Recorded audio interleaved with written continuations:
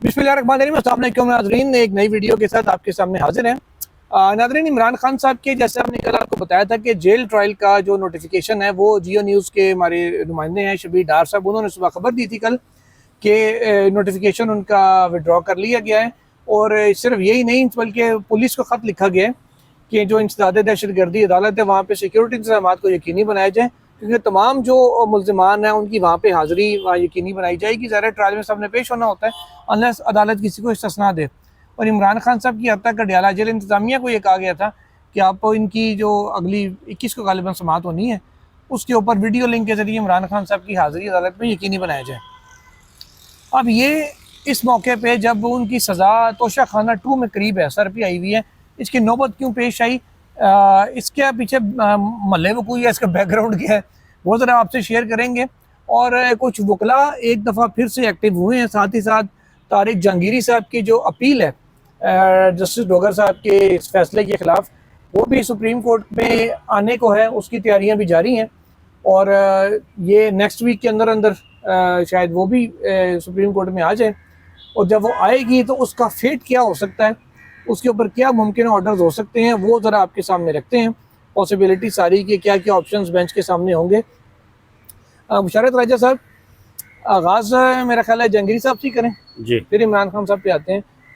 जहांगीरी साहब की, क्योंकि नाज़रीन अपील ज़ाहिर जब जज हैं, क्योंकि उनके अब वकला से उसरा रब्ते तो नहीं है, अब उन्होंने देखना है कि वो वकील किसको कर रहे हैं, किसको उनको वकील करना है। मुनीर मलिक साहब को करेंगे, मखदूम अली खान साहब को करेंगे, या किसको वो वकील करते हैं। नॉर्मली ये बड़े 3-4 नाम है, यही ऐसे मौके पे कराची के बैरिस्टर साहब ही है ना, क्या नाम है, सलाउद्दीन साहब हैं, मतलब वो हैं, फैसल सदीकी साहब हैं, ये कुछ 4-5 बड़े नाम हैं जो ऐसे मौकों के ऊपर जो है ना जिनको वकील किया जाता है। तो देखते हैं, पहले तो बाबर सत्तार साहब भी इनमें शामिल होते थे, काजी साहब तक, लेकिन फिर वो खुद जज बन गए। तो चीज़ ये है कि अब इनमें से वकील कौन सा सामने आता है, एक तो ये देखने की चीज़ है। दूसरा ऐसा अपील पे ज़ाहिर है उन्होंने तैयारी करनी है, तैयारी का थोड़ा सा वकील ने पिटीशन तैयार करनी, सारे ग्राउंड उसमें डालने हैं कि किस बेस पे ये फैसला गलत है।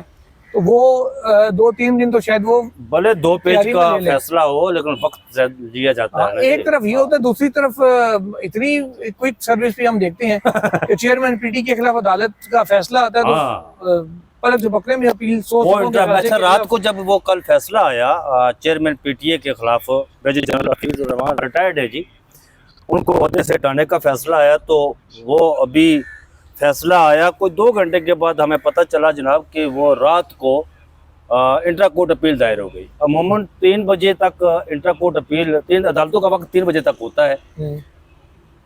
और मैं तो ये सोच रहा था कि शायद रात को ही अदालत बैठे जनाब किबला मदजिल्लाह आली जस्टिस सरफराज डोगर साहब पर मुश्तमिल कोई डिवीजन बेंच बैठे, साथ ज़ाहिर इंट्रा कोर्ट अपील में 2 जजेस होते हैं, डीबी होती है, और शायद वो अपने साथ जस्टिस राजा इनाम अमीन को बैठाते हैं, या जस्टिस आजम खान को, या जस्टिस आसम को। इस हफ्ते की डीबी है उसी में लग जाएगा, उसी में लगेगा। तो रात को वो फैसला सुना देंगे, काला दम करा देंगे, जिस तरह डीसी इस्लामाबाद का किया गया था, लेकिन बड़े रात को नहीं हुआ। लेकिन यहाँ पर एक सवाल और उठता है, वो सवाल क्या उठता है जुल्करनैन इकबाल साहब, वो सवाल ये उठता है, जिस तरह आपने जस्टिस तारिक जहांगीरी के हवाले से बात की, तो मैं ये सोच रहा हूँ कि वहाँ अगर कोई पाकिस्तान तहरीक इंसाफ का कोई भी वकील होता, पाकिस्तान तहरीक इंसाफ से रिलेटेड कोई भी केस होता, वो इंट्रा कोर्ट अपील करता या सिंपल दरख्वास्त को दायर करता जिस तरह इमरान खान साहब की, तो उस वकील को या दरख्वास्त गुजार को वो जो इस्लामाबाद हाई कोर्ट के वो 4 मंजिला है ना, वो नीचे से ग्राउंड फ्लोर से लेकर टॉप टू बॉटम कहा जाता है जी कि आप चक्कर लगाते रहें, ऊपर आए नीचे जाएं, नीचे जाएं ऊपर जाएं। जिस तरह इमाम मजारी एडवोकेट के शोहर हादी अली चट्ठा का कहना था कि उन्होंने जब दरख्वास्त दायर की जस्टिस सरफराज डोगर के खिलाफ, तो उन्होंने कहा कि हरासमेंट कमेटी में, तो उन्होंने कहा जी कि मैं तो सुबह से लेकर शाम 4 बजे तक 3 बजे तक तो मैं चक्कर ही लगाता रहा जी, नीचे जाएं जी, ऊपर जाएं जी, उसके ऊपर जाएं जी, चौथी बिल्डिंग में जाएं जी, तीसरी में जाएं जी, फलां जगह जाएं जी, फलां जगह जाएं। बिल आखिर वो जस्टिस सिमन रफत इम्तियाज जो उस स्टैंडिंग कमेटी हरासमेंट कमेटी की चेयरमैन थी, उनके पास, उनके सेक्रेटरी के पास गए, तो उन्होंने दरख्वास्त जब ली, तो फिर रात को हमने ये देखा कि जस्टिस सरफराज डोगर जिन्होंने चीफ जस्टिस बनने के साथ ये कमेटी बनाई थी और उन्हें उसका सरबराह बनाया था, उन्होंने अपना फैसला रातों रात ही वापस ले लिया। और फिर जस्टिस राजा नाम अमीन मनास, बड़ा लंबा नाम है यार उनका, उनको कमेटी का सरबराह बना दिया गया और कहा गया जी ये मामला देखिए। उसके बाद जो कहानी है आगे चली है सारी, और जस्टिस तारिक जंगीरी साहब का फैसला, अच्छा वो फैसला भी नहीं आया। अब देखें 99 पेज का फैसला लिखा था जस्टिस बाबर सत्तार साहब ने, और इंट्रा कोर्ट अपील रात को ही दायर हो गई थी, और वो फैसला आज सुबह आया। तो आने के बाद ज़ाहिर है भले 2 पेज का वो फैसला है, लेकिन जिस तरह हमने गुज़िश्ता व्लॉग में बताया था कि उसमें कोई ऐसा आईनी कानूनी नुक्ता शामिल नहीं किया गया जिसकी बेस पर जस्टिस सरदार डोगर साहब ने फैसला दिया हो। सुप्रीम कोर्ट में तो अपील आ जानी है, सुप्रीम कोर्ट में आएगी, और वो आएगी 185 आर्टिकल 185 के तहत, लेकिन उसने जाना आईनी बेंच में। इससे पहले मैं आपको खबर दे दूं। अच्छा दें। खबर इससे से रिलेटेड खबर है। खबर ये है कि जब ये मामला हुआ ना, जब जस्टिस तारिक जंगीरी साहब के साथ ये मामला हुआ, तो वो फैसला जस्टिस तारिक जंगीरी साहब, कुदरती बात है, इंसान कोई भी है ना, इंसान की अफ्ताह तबाह में ये चीज़ शामिल होती है कि मुश्किल वक्त में घबरा जाता है, कोई भी हो। ये बाकी 4 जज उनके चैम्बर में गए, उन्हें कहा गया कि आपने घबराना नहीं है, बिल्कुल किसी सूरत में भी आप अपील की तैयारी करें, ये फैसला सुप्रीम कोर्ट ऑफ पाकिस्तान में जाएगा और एक लम्हे के लिए नहीं वहां रुकेगा। अच्छा, ये क्योंकि मामला है इसमें आ जाएगी आइन की तशरीह, 185 आइन की तशरीह नहीं सर, 185 में तो अपील आएगी ना, 184(3) की दरखास्त नहीं होगी, अपील में आएंगे। लेकिन इसमें मामला आएगा जी आर्टिकल 209 के तहत, क्या किसी जज को यूं काम से रोका जा सकता है, सस्पेंड एक तरह से किया जा सकता है, जुडिशियल काम से रोकना सस्पेंड करना ही होता है, तो क्या ऐसा आइनी तौर पर मुमकिन है?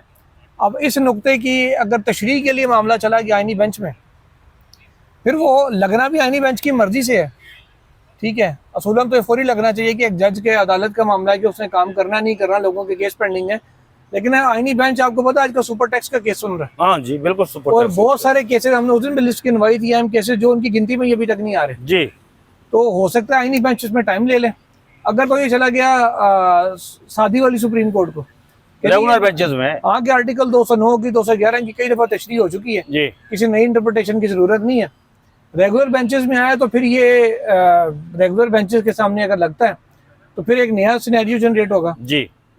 उसमें भी। लेकिन जो प्रैक्टिस एंड प्रोसीजर कमेटी है उसमें भी मीनुद्दीन खान साहब भी हैं, या अफरीदी साहब भी हैं, मंसूर अली शाह साहब भी हैं, क्योंकि उस कमेटी का इजलास ही नहीं होता। वो बस 1-2 लोग बैठ के उसको डिसाइड कर दें, तीसरे को भेज देते हैं साइन करने के लिए, वो साइन भी नहीं करता कि ठीक है भाई जो तुमने सोच समझ के किया तो थोड़ा कम जाना हो गया। अब अगर नाज़रीन आइनी बेंच में आता है और केस लग जाता है तो फिर 2 ऑप्शन होंगे। एक तो ये होगा कि वो दरख्वास्त को समाअत के लिए मंजूर करें और in the mean while notice जारी करते हुए फैसले को सस्पेंड कर दें कि उनको काम जारी रखें, बाद में देखी जाएगी। दूसरा ऑप्शन ये है मुमकिन तौर पे कि जी वो ये कहें कि जी हम दूसरी पार्टी को सुने बगैर तो नहीं कर सकते, भले नीचे उन्होंने नहीं सुना, वही गलती हम कैसे दोहराएं, और वो उनको नोटिस जारी कर दें एक हफ्ते का, गवर्नमेंट को सबको टाइम दे दें, और फिर in the mean while Jahangiri साहब बाहर ही बैठे रहेंगे, स्टे नहीं होता। तीसरा ये है कि अदालत कहे कि जी देखें हमारा तो जो प्रेसिडेंट है वो ये है कि हम जो इंटरलॉकेटरी ऑर्डर्स होते हैं, मीन्स के जो अबूरी हुक्मनामे होते हैं, तो अभी अबूरी हुक्म है ना, अभी अगली समाअत होनी है, फाइनल ऑर्डर तो नहीं है, उसमें हम मुदाखलत नहीं करते, मतलब वहाँ पे आप ये इशू दोबारा रेज कर दें जी, ये भी एक तरीका उनके बचा के निकलने का। तो ये सारे ऑप्शंस है, या तो सस्पेंशन हो जाए उस ऑर्डर की फौरी तौर पे हो सकती है करना चाहे तो, वरना ये 2 तरीके भी हैं। अगर मिट्टी प्रेसिडेंट मौजूद है ना जी, करना क्या चाहे वो पहले से जस्टिस अजमत सईद का फैसला भी मौजूद है, जिस तरह हमने कहा था यार वो जस्टिस शौकत सिद्दीकी साहब के हवाले से भी है, वो सारा कुछ मौजूद है। तो उसमें क्या कहना चौधरी का, मज़ाहिर नकवी साहब के हवाले से भी वो था, इवन काजी फाइसा साहब के केस में भी था यार। हाँ जी, वो काम करते रहे, सारा कुछ होता रहा, उधर भी चलता रहा। ये कोई एक नया कोई एक तरीका आपकी बार इस्तेमाल हुआ है, ये किसी आइन और कानून, पाकिस्तान के आइन और कानून में ये बात लिखी हुई नहीं है, ये उन्होंने मिसाल बनाई है जनाब। अगर आईनी बेंच में चला गया तो हो सकता है वो लिख भी दे। हाँ ये बात है, आईनी बेंच में चला गया तो जिस तरह जस्टिस मोहम्मद अली मजहर और जस्टिस हसन, अब देखिए यार वहां पर बदनीति क्या हुई है आईनी बेंच के सामने। आईनी बेंच के सामने जब इस्लामाबाद हाई कोर्ट का वो सीनियरिटी वाला मामला आया तो उन्होंने एक ट्रांसफर वाला मामला आया तो उन्होंने कहा जी ट्रांसफर वो तो ठीक है जी, लेकिन सीनियरिटी वाला मामला उन्होंने सदर के पास, वो भाई आपने उसकी तशरीह करनी थी, आपने दोबारा उसको सदर के पास भेज दिया कि जी सदर इस पर फैसला करे, और फिर मतलब आप चाहते हैं कि वो लोग डोगर साहब को चीफ जस्टिस ना बनने दें? ना, हम ये यही है ना जी, जो तशरीह तो इन्होंने करनी थी ना आइन और कानून की, इन्होंने सदर के पास भेज दिया यार। अच्छा एक और सादे हो आप नहीं, एक और बात है जी जुल्कुरनैन साहब, वो बात ये है कि आप ये देख रहे थे कि हम ये देख रहे थे कि जस्टिस सलाउद्दीन पवर साहब सख्त सवाल उठा रहे थे तबादले के हवाले से। ईद की छुट्टियां हो जाती है, छुट्टियों के बाद वो दोबारा मामला ही कुछ और हो जाता है। यार इससे मैं आपको एक मिसाल देता हूँ मंसूर अली शाह साहब की।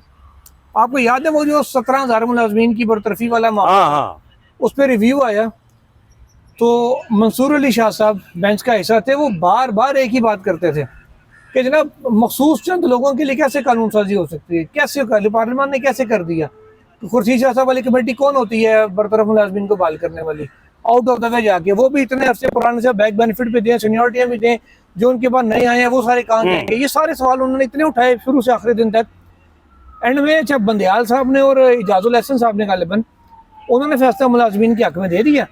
मंसूर अली शाह साहब ने कहा नहीं जी वो जो पार्लियामेंट ने कर दिया तो कर दिया, बात खत्म होगी, बंदे फारिग ही ठीक है, बंदे फारिग ठीक है, हाँ। घर भेजिए। तो वो चीज ये है कि सवाल उनके डिफरेंट होते हैं, और जब ऑर्डर आता है वो डिफरेंट होता है, तो सवालों के ऊपर जाके ज़हन नहीं बनाना चाहिए। लेकिन मैं रिमार्क्स के ऊपर वो मैं नहीं, मैं इसकी आपको मैं सॉलिड, जस्टिस नईम अख्तर अफगान साहब ने यहाँ पर एक सवाल उठाया था, मिलिट्री अदालतों वाला वो केस लगा हुआ था, तो उन्होंने कहा जी कि हमें छुट्टियां चाहिए, मतलब वहाँ दूसरी तरफ से। तो जस्टिस नईम अख्तर अफगान साहब ने एक बड़ा वैलिड वहाँ पर सवाल उठाया। उन्होंने कहा कि भुट्टो केस में भी कहा गया था, वो रोजाना की बुनियाद पर चल रहा था, तो फिर आखिर में कहा गया कि हमें छुट्टी चाहिए।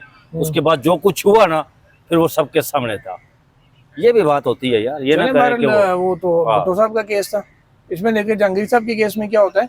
दूसरा रेस्ट तरह वकला तहरीक को टच करके इमरान खान साहब पे जाते हैं क्योंकि टाइम काफी ज्यादा हो गया। इस्लामाबाद के वकला तो काफी एक्टिव हुए हैं कि जनाब हम एहतजाज भी करेंगे, हम ये भी करेंगे, वो भी करेंगे। इस सारों ने तो नई छटांगे तारीख पे भी आए थे ठीक है, वो नई छटांगे तारीख खुद ही सारे छोड़ के भाग गए। अब ये जहांगीर साहब वाला आजकल मामला गर्म है, तो देखते हैं कि अब इसके ऊपर मैं पहले इमाम हजारी एडवोकेट की तकरीर सुना दूं, कोई 1-1.5 मिनट की है। चले मामूली से क्लिप सुनवाना चाह रहे हैं तो सुना। मैं उन्होंने क्या कहा, बट सख्त तकरीर की है, उन्होंने क्या कहा सुने।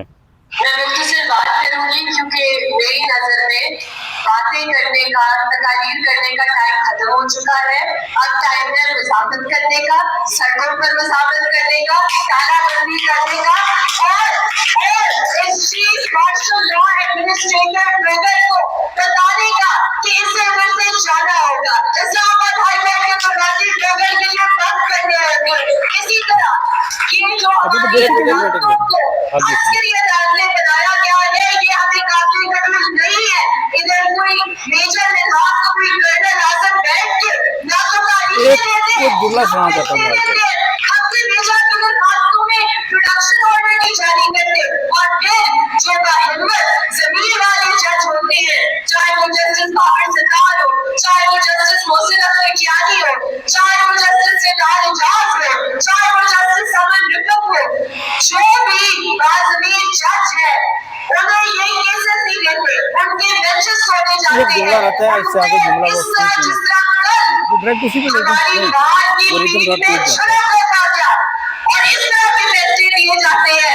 वैसे तो ब्रदर साहब ऑब्जेक्शन सस्टेन के अलावा ऑर्डर पास करने की सलाहियत भी रखते हैं, लेकिन हमें अच्छी तरह से पता है कि ये जो ऑर्डर 2 समूह का लिखकर भिजवाया गया है, ये पहले से भिजवाया गया है। और ये जुमला चले बहरहाल ये तो हर दौर में ही चलता रहता है कि कहाँ से आया तो कहाँ से नहीं आया। ईमान होता है सब कह रहे हैं तालाबंदी करें, सड़कों पे आए, ये करें वो करें।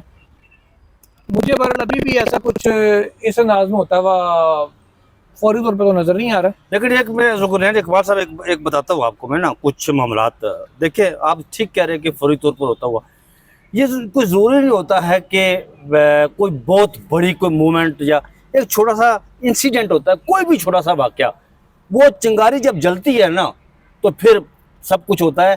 जिस तरह आप नेपाल ले लें, बांग्लादेश में ले लें, मैं आपको एक चीज बताता हूं, श्रीलंका ले लें। सर चीज ये है कि इस वक्त मुल्क के हालात हैं बड़े सेंसिटिव नौयत के, खासकर ये अक्टूबर और नवंबर जो है ना जरा हसास महीने अक्टूबर, ठीक है।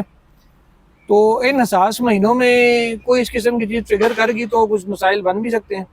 कुछ सड़कों के ऊपर कुछ अगर रौनक मेला लगा तो पीटीआई ने जलसे का भी ऐलान किया हुआ है, मजीद आगे जलसे इसी अक्टूबर नवंबर से मामला इमरान खान साहब से जुड़ा हुआ मैं है। उसी जा रहा हूँ, उसी साइड पे जाना चाह रहा हूँ कि उन्होंने जलसों का भी ऐलान किया हुआ है 27 सितंबर 27 को एक जलसा उनका, उसके बाद कह रहे हैं अगले आगे और भी जलसों का ऐलान करना है। अब पहले थोड़ा सा पिछले साल में अगर जाए ना, जब इन्हीं टाइम्स के अंदर 26वीं तरमीम हो रही थी तो इमरान खान साहब से मुलाकातें हुई थी बंद अक्टूबर में, बिल्कुल ठीक है, कि जनाब वो खान साहब की इंस्ट्रक्शंस ना आ जाएं कि क्या करना है क्या नहीं करना, तो पार्टी अपने तौर पे कंफ्यूज रही होगा, एंड में ना तितर हुई ना बटेर हुई ठीक है। हाँ। अब फिर अगर जिस तरीके से शबीर डार साहब ने खबर दी है कि नोटिफिकेशन वो वापस हो गया और सिक्योरिटी के इंतजाम करने का कहा गया, ये बाकी शेख रशीद साहब वगैरह जितने मुल्जमान हैं, कारकुन भी और लीडर भी, ये सारे उधर पेश हुआ करेंगे कचहरी में ATC में, हाँ। तो उधर ही समाज चलेगी। खान साहब की वीडियो लिंक के ऊपर मेरा ख्याल है जाती तौर पे जब उनका बयान रिकॉर्ड करना होगा 342 का दूसरा तीसरा, वो एक अलग चीज है।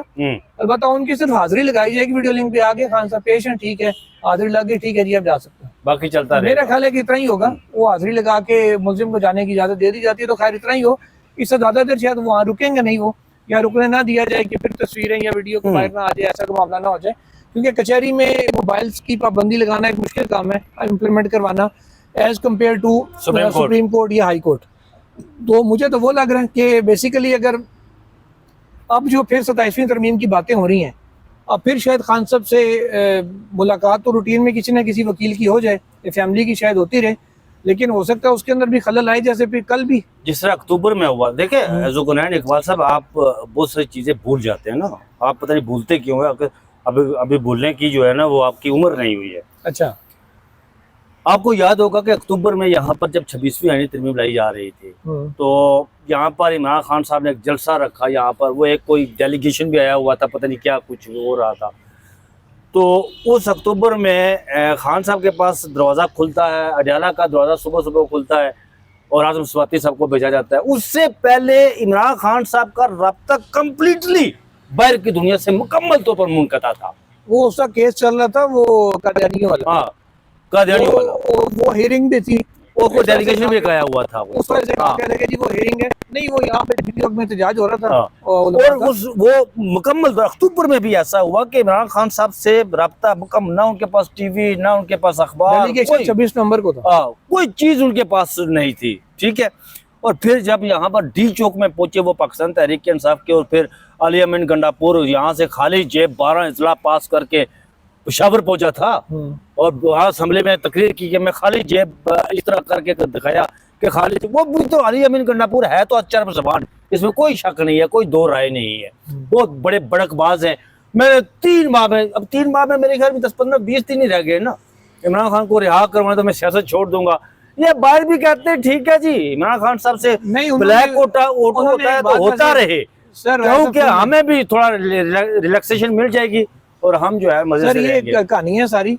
गंडापुर साहब ने एक बात उस दिन अडयाला जेल में भी कही थी, जब उनसे पूछा कि यदि आप तो कहते हैं हम रिहा करेंगे, ये करेंगे या बातचीत कोई आपकी जारी है, उन्होंने कहा कि जब तक मुझे खान साहब की तरफ से मैंडेट नहीं मिलता, पहले उन्होंने मुझे कहा बातचीत के मतलब बातचीत में से राब्ते होते हैं, मैंने उन्हें बताया तो उन्होंने कहा ठीक है मुल्क के लिए बात करनी है तो कर लें, तब उन्होंने की। जब वो कह रहे हैं मैं 90% तक मामला को ले आया था, वो जिसकी आप भी खबरें देते रहे कि ऐसे हो गया तो वैसे हो गया।